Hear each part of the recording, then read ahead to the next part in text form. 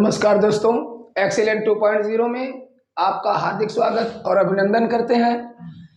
तो एक बार और दोस्तों देखिए, अभी तक इसके पहले आप लोगों ने पास्ट कॉन्टिन्यूअस टेंस का वॉइस चेंजिंग पढ़ लिए थे।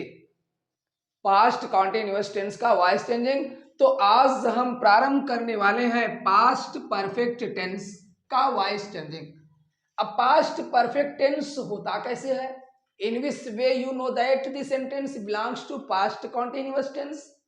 तो हम आपको एक तो इजी सा टिप बताएंगे कि किस तरीके का अंग्रेजी का वाक्य दिया होगा तो आपको समझ में आ जाएगा कि ये पास्ट परफेक्ट टेंस है। तो उसके लिए हम पहचान प्लस रूल्स दोनों दे रहे हैं आप लोगों को। देखिए, जैसे है, यदि एक्टिव वॉइस का वाक्य पास्ट परफेक्ट टेंस में हो। अभी तो ये होगा कि पास्ट परफेक्ट टेंस में होगा, लेकिन कैसे होगा उसके लिए हम बता रहे हैं आपको। अर्थात वाक्य में सहायक क्रिया हैड और मुख्य क्रिया का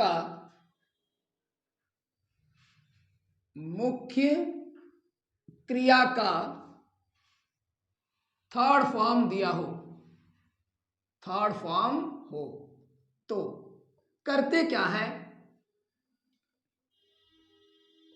पैसिव वॉइस बनाते समय सहायक क्रिया हैड का ही प्रयोग करते हैं और मुख्य क्रिया के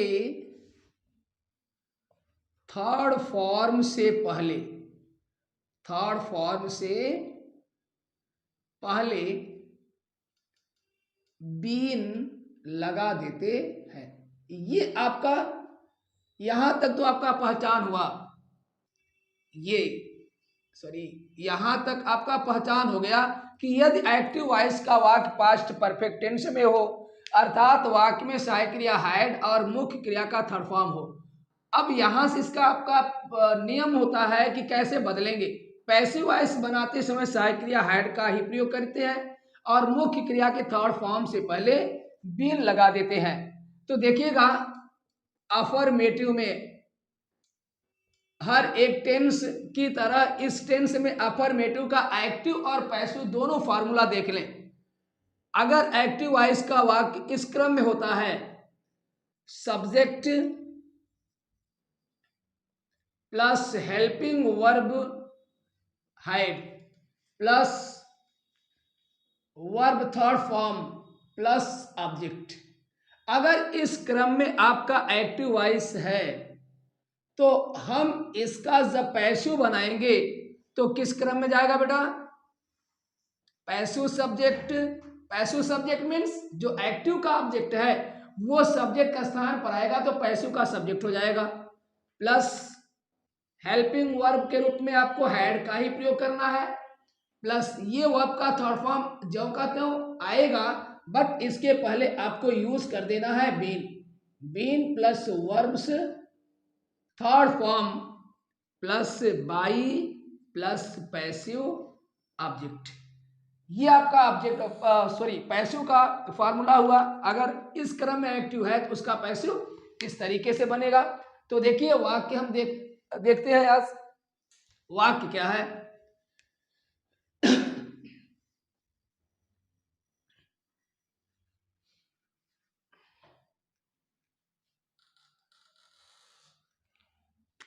वाक्य है, they had cursed me। They had cursed me।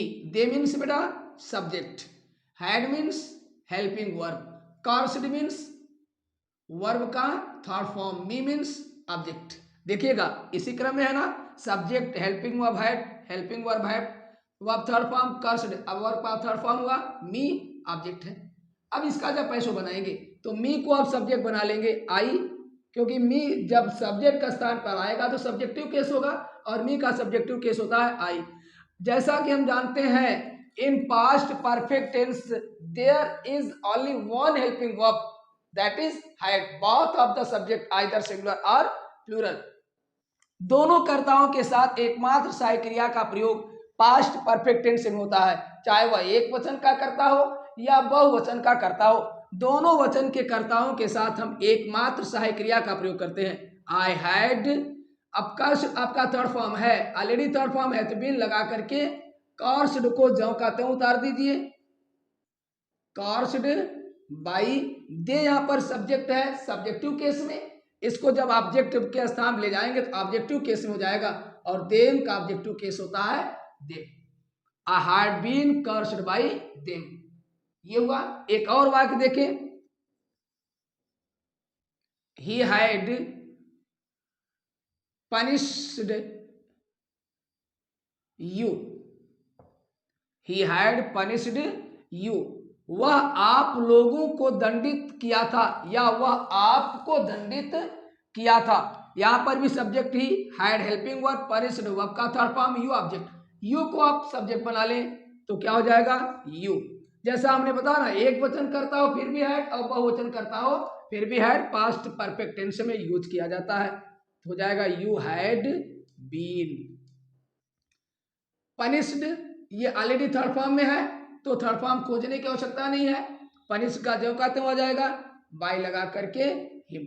तो इस तरीके से ये आपका पास्ट परफेक्ट टेंस का अफर्मेटिव हुआ। अब इसके बाद हम देखते हैं नेगेटिव सेंटेंस। नेगेटिव सेंटेंस को देख लें। नेगेटिव सेंटेंस में क्या करना है, सब्जेक्ट के जस्ट बाद नॉट लगा देना है और क्रिया के थर्ड फॉर्म से पहले बीन लगाते हुए वाक्य को बना देना है। आइए हम सूत्र के माध्यम से देखते हैं। सूत्र क्या है नेगेटिव का, नेगेटिव सेंटेंस, नेगेटिव सेंटेंस का सूत्र है passive subject plus helping verb had plus not plus been, been plus verb third form plus by plus passive object. ये आपका नेगेटिव सेंटेंस का फॉर्मूला हुआ। अगर एक्टिव वॉइस के वाक्य में सहायक क्रिया हैड के साथ नॉट और क्रिया का थर्ड फॉर्म दिया होगा तो हम करेंगे क्या, हैड के जस्ट बाद नॉट का प्रयोग तो कर देंगे और थर्ड फॉर्म से पहले हमें बीन का प्रयोग कर देंगे। जैसे देखिएगा वाक्य, someone had not, someone had not called me, किसी ने मुझे नहीं बुलाया था। someone had not called me। अब देखिएगा बेटा यहां पर एक कर्ता आ गया someone। अब हम इसका पैसिव बनाएंगे कैसे। समवन एक वह कर्ता होता है जिसको हम बेजानदार कर्ता कहते हैं, नॉन लिविंग सब्जेक्ट। इसका हम नियम आपको बताते हैं। यहां पर यदि एक्टिव वॉइस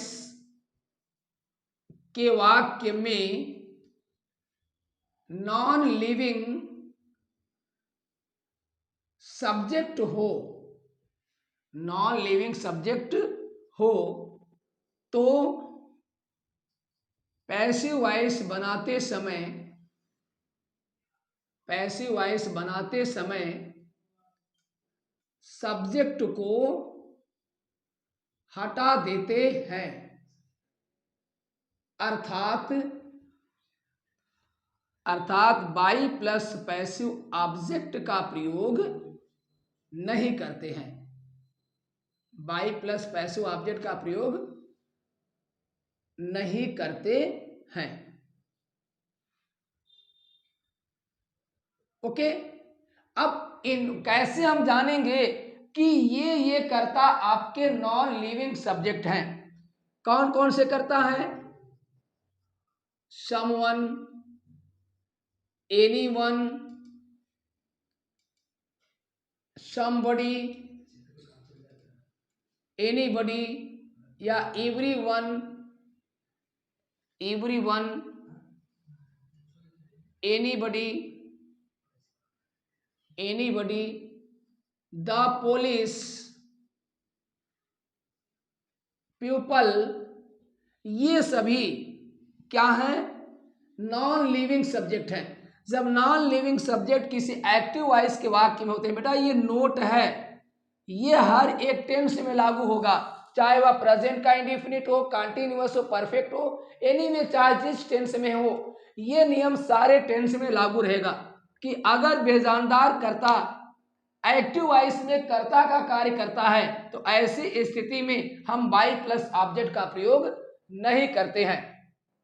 तो अब देखिएगा, यहां पर आपका मी है ऑब्जेक्ट, ये सब्जेक्ट बनेगा आई, आई के साथ सहायक क्रिया हैड और हैड के जस्ट बार नॉट है, तो पैसिव में भी सहायक क्रिया जस्ट बार नॉट आएगा। कॉल्ड क्रिया का थर्ड फॉर्म है तो बीन लगा करके कॉल्ड। अगर आप यहां बाई ए समवन करते हैं तो ये गलत हो जाएगा, इसलिए आपको बाई प्लस समवन का प्रयोग नहीं करना है। ऐसे अक्सर करके कॉम्पिटिटिव एग्जाम्स में आते हैं और बच्चे सोचते हैं ये सब्जेक्ट है तो हम बाई प्लस ऑब्जेक्ट लगा दें, और ये गलत हो जाता है। अर्थात उस ऑप्शन को आपको टिक लगाना है जिसमें by someone, by anyone, by everyone, by police, by people ये लगाओ, उस ऑप्शन को आप चूज नहीं करेंगे। ओके, तो इस तरीके से एक और वाक्य देखें आप,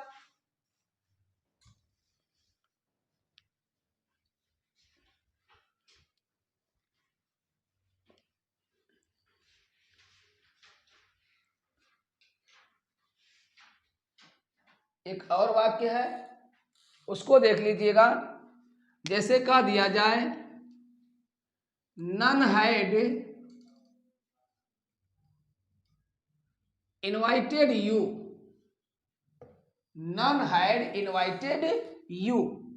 अब इसके लिए भी बेटा रूल्स है कि यदि एक्टिव वॉइस के वाक्य में, ये भी आपका नोट ही है जो सारे टेंस में लागू रहेगा, यदि एक्टिव वॉइस के वाक्य में non living subject, non living subject negative हो तो नो शब्द को हेल्पिंग वर्ब के बाद नॉट में बदल देते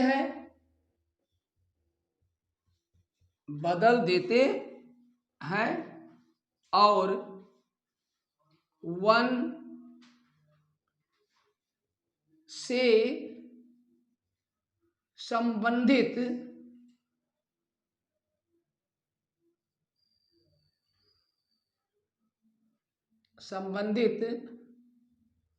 शब्द को हटा देते हैं, अर्थात उसमें भी होता है कि बाय प्लस ऑब्जेक्ट का प्रयोग नहीं करते हैं। तो देखिए बेटा, नन शब्द है, none means no one, none means क्या होता है? No one. तो अब नो को हम का सहायक क्रिया के बाद नॉट में बदल देंगे, लेकिन वन से संबंधित जो शब्द है वो हट जाएगा। तो यू को सब्जेक्ट बना लीजिए, यू हैड नॉट, इसके बाद बीन लगा करके इनवाइटेड। तो इस तरीके से मित्र आज हम आपको पास्ट परफेक्ट टेंस के नेगेटिव सेंटेंस तक वॉइस को हमने बता दिया है, और आशा करता हूं कि आपको यह वीडियो अच्छा लगा होगा, और अगर अच्छा लगा होगा तो जरूर हमारे इस एक्सीलेंट 2.0 यूट्यूब चैनल को सब्सक्राइब कीजिएगा, लाइक कीजिएगा, वीव कीजिएगा। धन्यवाद। जय हिंद, जय भारत।